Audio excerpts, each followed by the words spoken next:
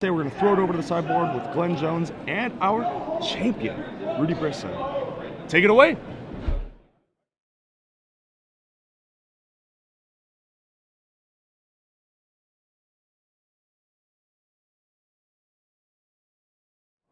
Hello everyone and welcome to the last sideboard of the Atlanta Standard Open and the last sideboard of the Innistrad Standard format.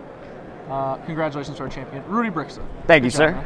Or Rudy Biscuits, as I've heard. Here's your trophy. Once you have a mantle, you can put one on it. I know you're planning to close an apartment soon. Eventually. Yeah, for those who don't know, Rudy actually just recently moved to Roanoke as a fine member of the Star City Games team. And yeah, he's moving in with Chris Anderson, another fine member of our team. Yep. So, what made you decide to play Naya this weekend, Rudy? So that sounds like a really genius idea. Yeah. So there's this one guy. He's not like too intelligent, but like quite handsome.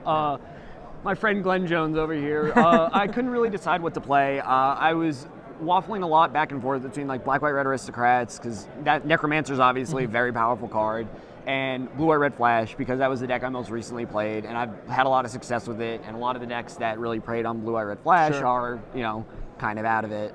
But after talking to you and after talking to like a couple other people, like I really realized that like Naya was criminally underplayed. No one was really playing it, and like after watching Jessup like do so well with it last weekend in Philly, it was just like it seemed really good to me. The only thing that I really didn't like about the deck was Gorklane Rampager. Most of the time, Gorklane Rampager just kind of eats up your entire turn and fours them, I guess. I mean, my opponent in the semifinals had Boros Charm and Gorklane Rampager, so that's probably a little bit better than just playing Gorklane Rampager. Yeah, playing like a much more aggressive build. You really capitalize on the ability to Flame Rift, as it were. Yeah, basically. But I played Hellrider, and Hellrider was absolutely absurd for me yesterday, and it was absolutely absurd for his team. It helped me close out games that I might not have been able to, and even in the third match, Hellrider. Yeah, it just took down the tournament. Hellrider just won me that game, where I don't think Thundermaw would have done 11.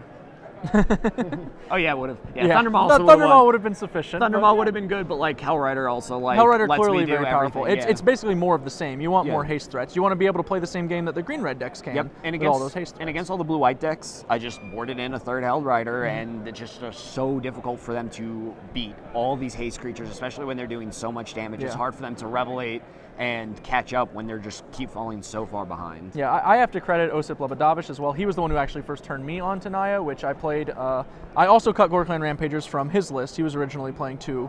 And I got rid of those for PTQ. Was very impressed with it. I've been telling people to cut them ever since. And he also suggested the use of Hellriders, which obviously I know CVM and Chris Anderson tried out, I believe, in Baltimore. Actually, me and CVM You and CVM as well, yeah. So the Hellriders certainly, have been around for a little while kicking it. Obviously, they worked out very well in this final, so that's the last time that'll ever happen.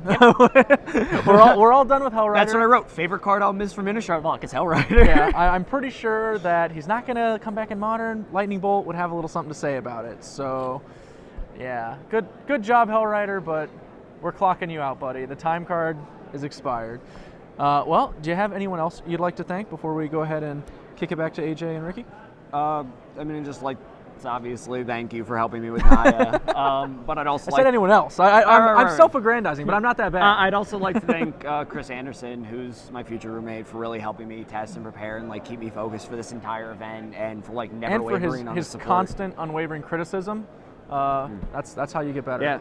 AJ also constantly criticizes me. I'm sure if I go back and I watch the feature match, it's like, here's a mistake. Yep, shouldn't have done that. I'm sure it's no worse than every other turn. Well, congratulations, Rudy. Thank you. I'm going to go ahead and throw it back to the booth with AJ and Ricky, and they'll close it out before we take a break before the Legacy Open.